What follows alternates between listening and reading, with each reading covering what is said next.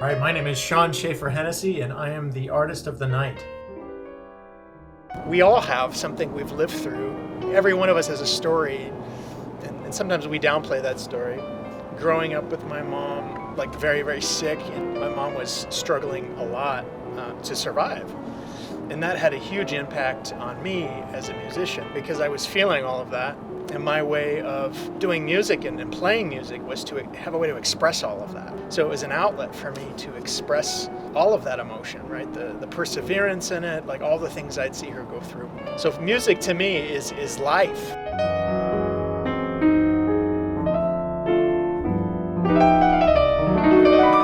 Greetings and welcome to another episode of Artist of the Night. Today I'm joined by Sean Schafer Hennessy, who is a local jazz musician. Mr. Hennessy is a very accomplished jazz musician. He composes for film, for jazz scores. He performs regularly around town and has a pretty wide base of experience for his music. Sean, how are you today? Very good. Thanks for having me. Oh, wonderful. Absolutely a pleasure to be speaking with you today for sure. Likewise. So Sean, can you tell us a little bit about how you got started in music? Where did this all begin for you? So it started for me in they used to do, and I don't know if they still do this, but in elementary school, I guess my love for music started before that. Like I started violin when I was 3, and I did that for a few years, and then kind of I guess it wasn't my instrument. I'm not quite sure what happened if I just kind of stopped or what have you. But my big love for trumpet and everything started as I was younger. And when I was in elementary school, they used to have this thing. It was like a circle. They would create a circle when you turned, I think 10, or you were in 3rd grade or somewhere in thereabouts. They would just toss instruments in the circle and let you try them. And I had always loved Louis Armstrong and listening to him sing, listening to him perform, play the trumpet. And when that trumpet came, that was the one I was hoping, because he was denying some people instruments based upon, facial structures and things like that. And I thought, oh man, I hope I can play trumpet, because that's what I wanted to play. And then it came around to me, and I got a sound out of it, and they asked us at the end, well, what instrument do you want to play? And for me, it was trumpet, and it started there for certain for me. Yeah.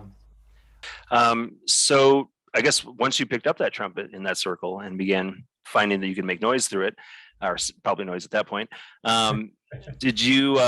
Was that kind of a sure sign for you? Did you kind of pursue music from then on out, specifically in trumpet? I did. I just fell in love with it. I loved practicing it. I loved conquering different things about it. And I had a wonderful teacher. He's actually the conductor for the chamber orchestra, and also one of the conductors for the Philharmonic in town, Thomas Wilson.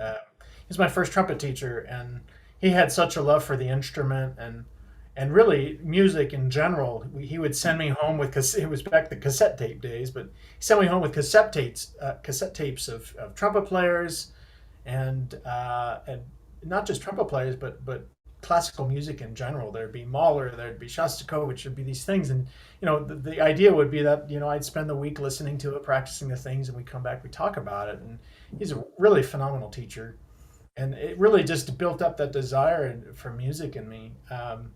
I excelled super quick at it. I started when I was 10, and then by the time I was 13, I had won the concerto competition for the youth symphony in town, and then so I did my first concerto appearance when I was 13, and then it kind of just wound up going from there. So the route I was going to take early on was the route of a concert artist. I played with the Colorado Symphony as a soloist shortly after 13, and then kind of Walla Walla Symphony, just kind of did a little bit of touring in the country, and that was sort of seemed like it was going to be the route. In going into college, that was kind of where I thought I would go, and then it kind of all changed a little bit. How so? When I got into college, I had, I guess before that, I actually caught the attention of Wynton Marsalis when I was about 13 years old, and started working with him. He was really a mentor for me, and on the classical side.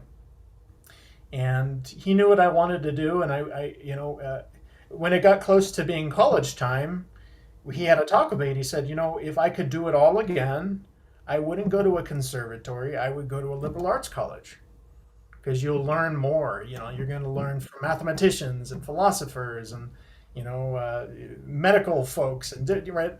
You'll be able to have a better expansive view of the world as it is, and have more to share with your music. You know, and that's exactly what I did. I had the choice when I was blessed to have the choice of many wonderful options to go to school at, and in the end, I did choose exactly what he said. I chose Northwestern, and it was a great liberal arts, school, but also a really strong music program. It was the best of both worlds, and so yeah. Yeah, and then there, everything sort of it changed. I I kind of fell in love with writing music. I'd written a little bit in high school, but I was shy to share it. I didn't really share it with anyone, with the exception of there was a one composer who was really loved my music. But like I didn't really ever get into it or share that music with anyone. It was the kind of thing that I did myself. I had a MIDI keyboard, one of those Casios with the speakers on it, and I figured out how you could record multiple parts. Right, you could do up to like I forget how many it would do. I think it would do 5 or 10, and I would create these kind of symphonic sounding backing tracks, and I'd play trumpet over them. And I love to improvise. And when I got into college, um, and started right, I was still doing the classical thing. Really started enjoying writing quite a bit. I got into the composition program, so it was a dual major for a little while. Decided I don't like the kind of music that I'm being forced to write. I want to do something different. And then ultimately, I tried out for the jazz band just because I thought it sounded kind of fun. And Wynton had done jazz, and I mean, not done jazz. He's phenomenal at it, right? but he inspired it out of I thought I'd love to just learn how to do a little bit of that, and then they stuck me as what's called the solo chair, and I didn't really know what that meant, but I wanted to be a soloist. I thought, oh, that sounds cool, that sounds great, and before you know it, you go into the first rehearsal and you're handed a bunch of chord changes, and as a trumpet player, it's like, what do I what do I do with this? What do I play? So I mean that was my first real immersion into jazz and into performing as a soloist in jazz. And I guess I didn't realize how much of this stuff I was doing as I was growing up, just by myself. I'd turn on the radio and I would be, I'd play with it, because I was, without anyone telling me to. I just kind of enjoyed the challenge of that. Yeah, so I kind of morphed into like a writer, player, and performer, and from there, the film world came in, and so I spent an entire semester out working for 20th Century Fox. My very first day on that internship, I was put into the position of being in the scoring stage as like just kind of a receptionist type thing. My very first session was for Cinderella Man, way back it's way back now, but it was a Ron Howard movie with a Thomas Newman score. Yeah, Brian Grazer is the producer, and that was my first session, like my first thing. And I wasn't that plugged into the film world at that point. I'd heard of these names. It sounds bad. Like I'd heard of Ron Howard, but I was like, right, I was more kind of a classical geek. I remember my folks being like, "What'd you do today?" And I was like, "I was on the stage. Ron Howard was there." And they're like, "What? Like Ron Howard?" And do you realize who that was? And I was like, "It sounds really familiar." Like I was just kind of like, and that was a big learning lesson for me, because you had to kind of learn quick out there. The morning sun kissed me awake. Bella ciao, bella ciao, bella ciao. And as I woke up, the birds screeched skyward as fascists kick down my door. Oh, Partigiano, our sorrow flows as our brothers and sisters cry out. Oh, Partigiano, our sorrow flows like a river that has no shore.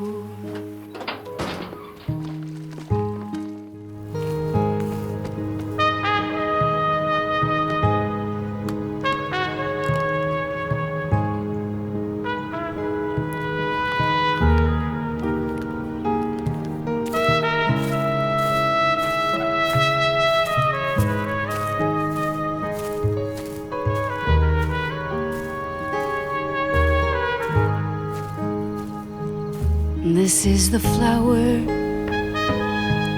of the partisan. Bella ciao, bella ciao, bella ciao. This is the flower of the partisan who died, oh, for freedom. This is the flower partisan who died for freedom.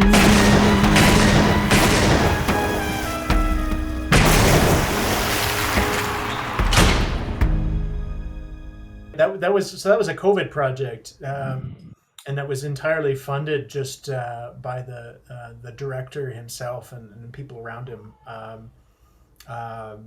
And it was neat. It was a cool experience for everyone to kind of come together on that project. So Greg Newberry wrote that, and it actually started as a play that was Pulitzer nominated, and then he decided to turn it into a film during COVID. So when I came along on that, I had known a friend of his, and I was good friends with her son. And he came to me and said, "Look, I'd really like for you to take a look at this project. It's a political kind of thriller." In thinking about that, we really had kind of to digest the material, right? It was about a would-be a kind of an assassination of a president of the United States, right? So it was a very political type of film, but it was the whole concept was that the gentleman. Like they have no record of the gentleman, and he claims that he came from the future to do that, to save humanity. And so the whole movie takes place in a courtroom. And so the process for this film was interesting. I decided to watch as many lawyer type films as I could. Like what happens in the courtroom? Like what musically? Like what happens in the courtroom? To find out that very little happens in the courtroom most of the time, right? You want the actions and what's said to take kind of the forefront. And so the importance in this movie was really staying out of the way, which I think is something that can be nerve-wracking to directors, but Greg was very amenable to just about anything. I mean, he was the kind of director you work with that you would work on anything they ever did, just because of the flexibility and he hired me because he liked the sound of what I did, and he knew the depth of the sound. And the trust that he put in me was the same trust he put into his actors, because he saw me really as no different than that. So for me, I took on that role to a pretty deep level, and thinking of, okay, well, I'm an actor in this. I am, what am I feeling? Again, going to that, like what am I supposed to be feeling here? What are we supposed to be feeling? And the segment that you have is the introduction, a song that's sung.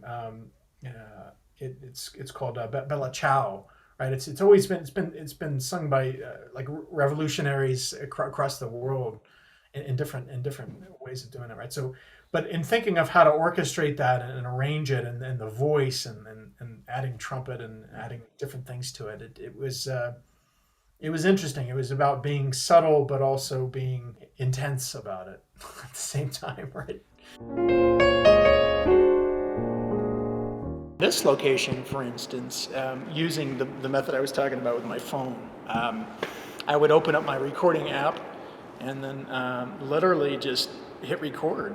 And I mean, we got the beautiful piano here in this spot, and then remembering kind of the philosophy of music is life, right? Being in a location like this and kind of soaking up the energy of the place, and I guess what's going on in my life at this moment and things like that.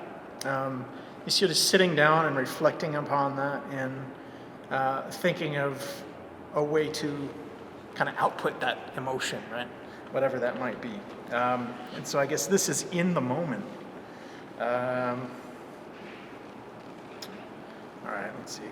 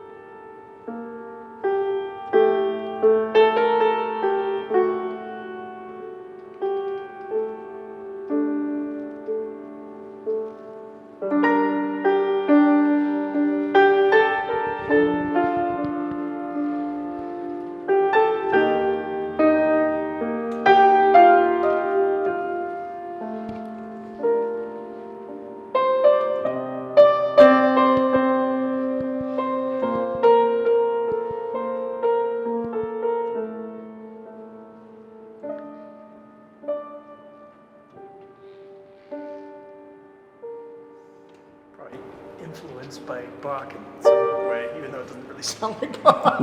It's like reading music of a minor key, and there's a minor piece of music. But I mean, it's like sometimes that's the same way with my film music stuff, right? It's watching a scene, and then it's like, well, what happened in that scene, right? Well, maybe it's a sad scene, and maybe it's this or that. And sometimes, like right now, like, well, I don't know what inspired that. My only guess is, you know, looking at that Bach piece of music in a minor key and then starting in a minor key, right? And thinking about where I wanted the melody to go, right? But that would be a good example of how I might do it. Stop recording. I've got a recording of it, right?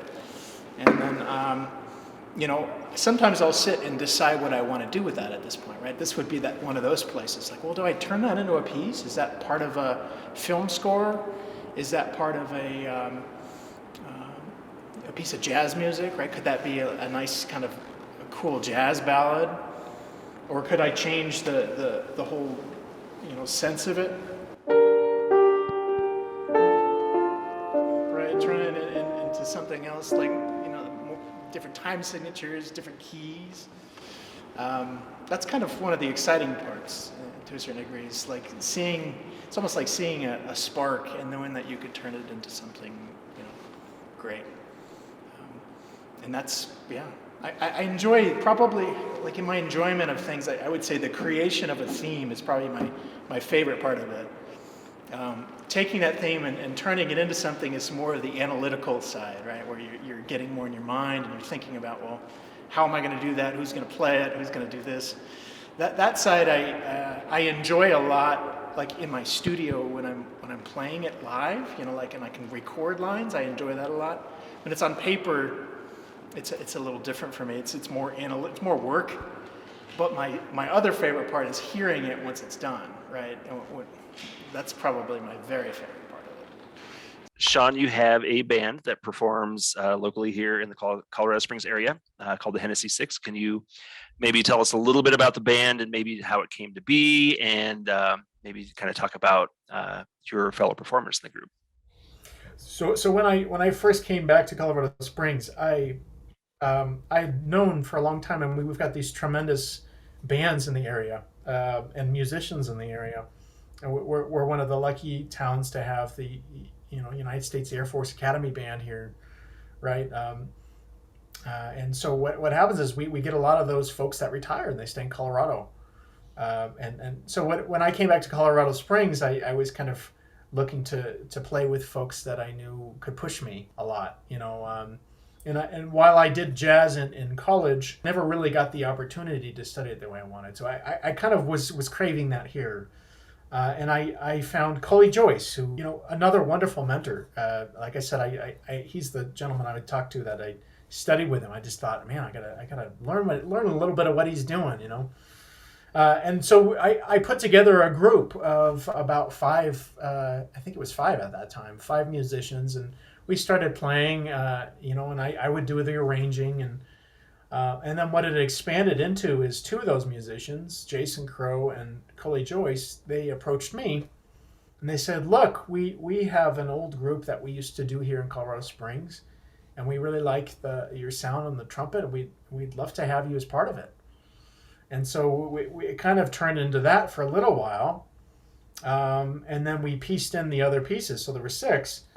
At that point in time, I was the one getting us the gigs, and we had to learn a certain amount of the business side of things out in LA, right? And so I was kind of the more business savvy. There's two of us in the band, or three of us that are, a little more business savvy. But I think of them, I was the one that kind of maybe took that on. And so Jason, the bass player, said, you know what, we're going to call this the Hennessey Six, and then that name kind of just stuck, and it's had that name ever since. And so it's filled. How many are Air Force now? So of the current band, I've got Adam Olson, who's current Air Force Academy band. I've got Ricky Swem, who's also current Air Force Academy band. Jason Crow, who's retired Air Force Academy band. Chris Gaona, who's retired Air Force Academy band, and Colin McAllister, who is guitar instructor and also co-director of the music department at UCCS. And so it became that kind of a group, right? Where I could tell, like, especially at the beginning, Colin and I were consistently challenged. Like we're sitting with some like serious jazz musicians pushing us, right? And the whole concept of the group really was original music. And Coley had a ton of original music that he brought to the table. I started bringing some original music. And so we kind of kept that concept, whether it's an original arrangement, and we have a few of those, but we have much more original music. And that's the whole concept we do is we play our own stuff, and it's neat. And it's at a very high level. And I've noticed in my own playing, it's sort of been like a different kind of going to school. When you're playing with people who can outdo what you do, 100 times fold, you'll learn to kind of try to catch up, right? And I think that's another thing I would add to the conversation of, people who want to get back into it, or people who young musicians or young artists who want to get into things. It's fun to be a big fish in a small pond, but it's kind of much funner. And you learn more when you can be the small fish in a big pond, right? And you force yourself to kind of grow, and it's uncomfortable, right? And again, riding that fine line between going too far, where you're putting yourself in with musicians who you feel like you just can't keep up with, but then also musicians where you're pushing yourself, and kind of knowing the difference between those things, We do have some of Hennessey Six's music, and this is actually with a full orchestra here. And the piece is called O&D. Yeah, so it was a neat album. Being the business guy in the group, I came to the group and said, we need to do an album, and I want it to be with full orchestra, right? And I could see everyone kind of rolling their eyes at me at the time. We didn't have any money for it, and we didn't have, right? The great thing about the Air Force is they have so many wonderful opportunities, and having four members of the band in the Air Force, they've done stuff like this. They understand it. They also know what it costs, and they also know the feasibility of it, which can be good, and it can also be bad, right? Because you have that working against you, as opposed to just, yeah, that sounds great. How we do it, right? Mm-hmm. It wasn't so much that approach the first time, but what I did is we did a fundraising concert. We got the youth symphony involved, because I thought that'd be really neat in getting kids involved with jazz, and the youth symphony in town here is phenomenal. I came through it, and it seemed like a natural option. And so what we did is we raised the money to do this album. I remember when I finally got the last call, a very kind cousin of mine who had decided to help us out substantially to make it happen. And his name is Oscar Schafer, and Dee Schafer, and O&D, and I named that track after them. He's actually the or he was. He was the board president emeritus of the New York Philharmonic. And so he had a very big passion in his heart, and does, for music, but also for kids, and loved the project. And we recorded it. We did the sextet first, and then we went to a black box theater here in Colorado Springs. We went to the Shine Mountain High School, and we recorded all the kids there. And then had a Grammy-winning producer, a good friend of mine, kind of mix it all together and get everything where it needed to be. So it was neat. Sean, thank you so very much for speaking with me today. You've given me so many great things to think about personally, honestly, with a lot of your answers. Everything that you've said, I think, is very, very insightful. A joy to hear your story. And yeah, thank you so much for your time. Well, thanks for allowing me to do it, and use me as a resource. Any of you listening, the same thing, please reach out if you have questions or anything. And for those of you who are watching, we do have Sean's social media links that will be in the description of the YouTube video. As you could also go and see him at Epiphany with the Hennessey Six. He plays there regularly. Check their website. And I would definitely encourage you to go see, because you are in for a treat and some fantastic music. So with that said, thank you all for watching, and hope you all have a wonderful evening. Thank you, guys.